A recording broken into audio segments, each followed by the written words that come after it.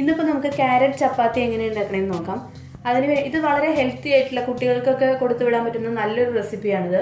ഇതിന് വേണ്ടിയിട്ട് ഞാനിവിടെ ഗോതമ്പ് പൊടി എടുത്തിട്ടുണ്ട്. 200 ഗ്രാം ഗോതമ്പ് പൊടിയാണ് എടുത്തിട്ടുള്ളത്.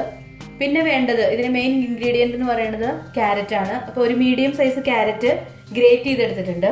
പിന്നെ വേണ്ടത് കുറച്ച് മല്ലിയില, ഒരു 1/2 ടീസ്പൂൺ മല്ലിയില ഉണ്ടത്. പിന്നെ വേണ്ടത് ഒരു 1/4 ടീസ്പൂൺ മുളക് പൊടി, 1/4 ടീസ്പൂൺ ജീരകപ്പൊടി, പിന്നെ ഇതിനാവശ്യമായിട്ടുള്ള ഉപ്പ്, പിന്നെ എണ്ണ വേണം കുഴച്ചെടുക്കാൻ വേണ്ടി, പിന്നെ ആവശ്യത്തിന് വെള്ളവും വേണം. ഇത് നമുക്ക് നോക്കാം എങ്ങനെ ഇത് കുഴച്ച് ക്യാരറ്റ് ചപ്പാത്തി ഉണ്ടാക്കാം എങ്ങനെയെന്ന് നോക്കാം നമുക്ക്. ഇപ്പോൾ നമുക്ക് കുഴച്ചെടുക്കാൻ വേണ്ടിയിട്ട് ഇപ്പോൾ ഞാൻ 200 ഗ്രാം ഗോതമ്പ് പൊടിയാണ് എടുത്തിട്ടുള്ളത്. ഇതിലേക്ക് നമുക്ക് ആദ്യം തന്നെ ഈ ക്യാരറ്റ് ഗ്രേറ്റ് ചെയ്ത് വെച്ചിട്ടുള്ളത് ഇട്ട് കൊടുക്കാം. ഇതൊരു മീഡിയം സൈസ് ക്യാരറ്റാണ് ഞാൻ എടുത്തിട്ടുള്ളത്. അത് ഓരോരുത്തരുടെ ടേസ്റ്റിനനുസരിച്ച് വേണമെങ്കിൽ കുറച്ച് കൂടുതൽ എടുക്കാം, എന്നാലും കുഴപ്പമില്ല. പിന്നെ ഈ മല്ലിയില ഇട്ട് കൊടുക്കാം, ചെറുതായി അരിഞ്ഞു വെച്ചിട്ടുള്ള മല്ലിയില.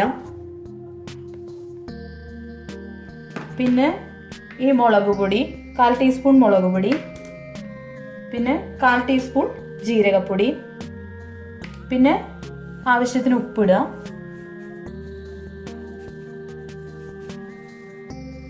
ഉപ്പിട്ടതിന് ശേഷം നന്നായിട്ടൊന്ന് കൈകൊണ്ട് തന്നെ ഒന്ന് മിക്സ് ചെയ്യുക. ഇത് പെട്ടെന്ന് തന്നെ ഉണ്ടാക്കിയെടുക്കാൻ പറ്റുന്ന നല്ലൊരു ഇതാണ്.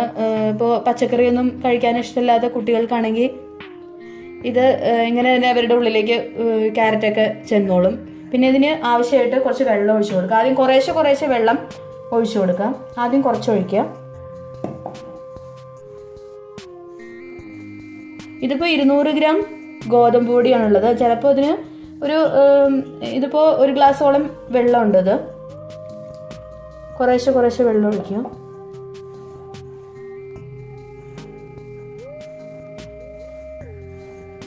നന്നായിട്ട് കുഴച്ചെടുക്കാം. കുറച്ചുകൂടി വെള്ളം ഒഴിക്കാം. എന്നിട്ട് സാധാരണ ചപ്പാത്തി ഉണ്ടാക്കുന്ന പോലെ തന്നെ ഉരുളകളാക്കി നമുക്ക് പരത്തി ചുട്ടെടുക്കാം.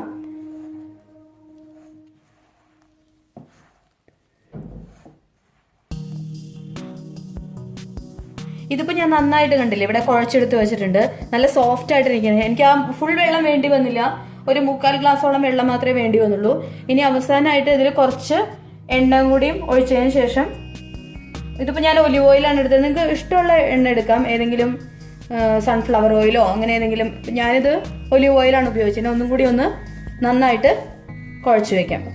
എന്നിട്ടത് 20 മിനിറ്റ് ഇങ്ങനെ വെച്ചതിന് ശേഷം, 20 അല്ല സോറി, അരമണിക്കൂർ ഇങ്ങനെ വെച്ചതിന് ശേഷം നമുക്ക് ഇത് ചപ്പാത്തിയായിട്ട് ചുട്ടെടുക്കാം. നമുക്ക് കുഴച്ച് പരത്തി ചുട്ടെടുക്കാം. ഇതിപ്പോൾ ഞാൻ കുഴച്ച് വെച്ചിട്ട് ഇപ്പോൾ അരമണിക്കൂർ കഴിഞ്ഞിട്ടുണ്ട്. അപ്പോൾ നല്ല സോഫ്റ്റ് ആയിട്ട് വീണ്ടും ഒന്നും കൂടി ഒന്ന് കുഴച്ച് കൊടുക്കാം. ഇനി നമുക്കിത് ചെറിയ ഉരുളകളാക്കി എടുത്ത്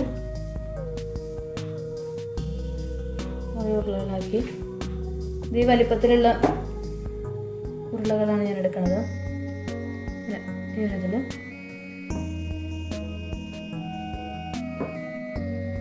ഇപ്പോൾ ചെറിയ ചപ്പാത്തി വേണമെന്നുണ്ടെങ്കിൽ ഇതിനും ചെറിയൊരു ഇതെടുത്താൽ മതി. ഞാനിപ്പോൾ ഈ ഒരു വലിപ്പത്തിലാണ് എടുക്കുന്നത്.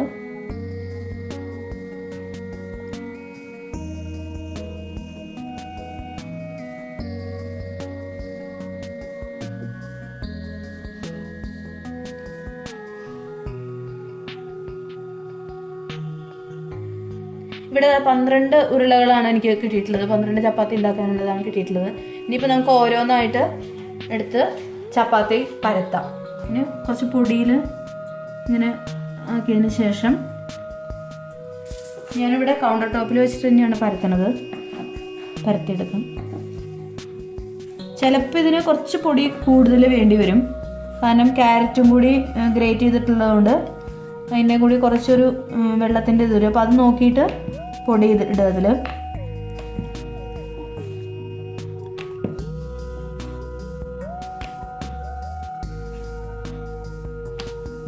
നല്ല സോഫ്റ്റ് ആയിട്ടാണ് ഇരിക്കുന്നത് മാവ്.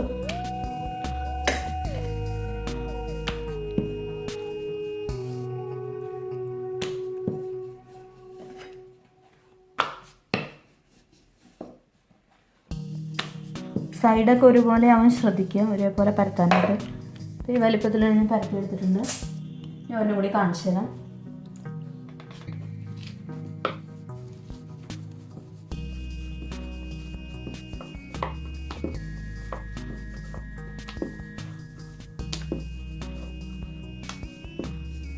ഇതിലിപ്പോൾ ഞാൻ ചേർത്തിട്ടുള്ളത് കാശ്മീരി മുളക് പൊടിയാണ്, സാധാരണ മുളക് പൊടിയല്ല. അതുകൊണ്ട് തന്നെ എരിവൊന്നും ഉണ്ടാവില്ല. അപ്പോൾ കുട്ടികൾക്ക് കഴിക്കാനൊക്കെ ആണെങ്കിലും കുഴപ്പമൊന്നും ഉണ്ടാവില്ല. അത് എരിവില്ലാത്ത കാരണം അവർക്കും കൊടുക്കാം.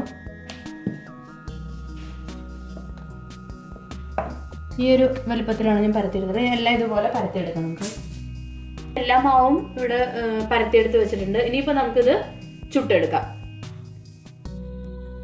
പാനിപ്പോൾ ഇവിടെ നന്നായിട്ട് ചൂടായിട്ടുണ്ട്. ഇനിയിപ്പോൾ നമുക്ക് ഓരോ ചപ്പാത്തിയായിട്ട് ചുട്ടെടുക്കാം. ഞാനിപ്പോൾ ഹൈ ഫ്ലെയിമിലാണ് ഇത് വെച്ചിട്ടുള്ളത്. അപ്പോൾ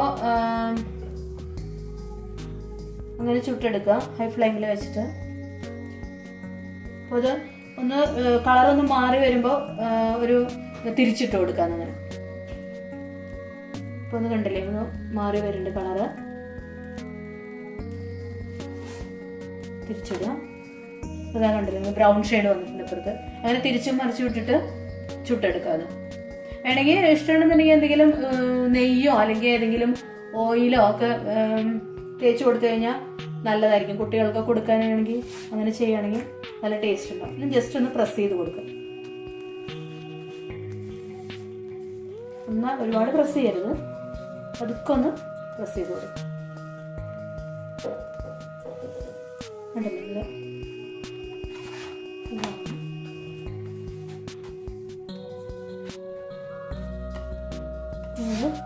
മാറ്റും. ഒരുപാട് ഓവറായിട്ടിട്ട് ചുട്ടെടുക്കരുത്. അപ്പൊ ചിലപ്പോൾ ചപ്പാത്തി ഹാർഡായി പോകും. ഒരെണ്ണം കൂടി കാണിച്ചു തരാം.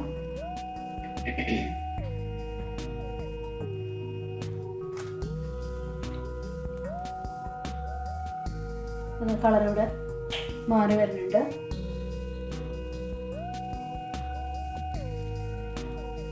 തിരിച്ചിട്ട് കൊടുക്കാം നമുക്ക്.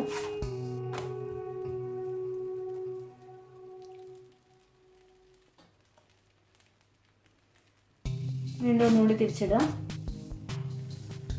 അതൊക്കെ ഒന്ന് പ്രസ് ചെയ്ത് കൊടുക്കാം.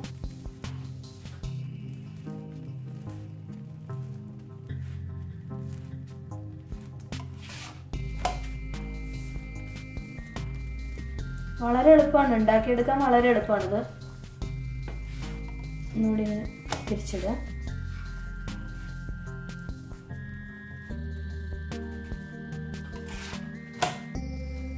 നല്ല ബ്രൗൺ കളർ വന്നിട്ടുണ്ട്. നമുക്ക് പാനിൽ നിന്ന് മാറ്റാം. അങ്ങനെ ഓരോന്നായിട്ട് ഇത് ചുട്ടെടുക്കുക. ചപ്പാത്തി ഇവിടെ പരത്തിയെടുത്ത് ചുട്ടെടുത്ത് വെച്ചിട്ടുണ്ട്. ഇത് വളരെ എളുപ്പമാണ്. എല്ലാവരും ഇത് ട്രൈ ചെയ്ത് നോക്കുക. ഇഷ്ടമാണെങ്കിൽ സബ്സ്ക്രൈബ് ചെയ്യാൻ മറക്കരുത്.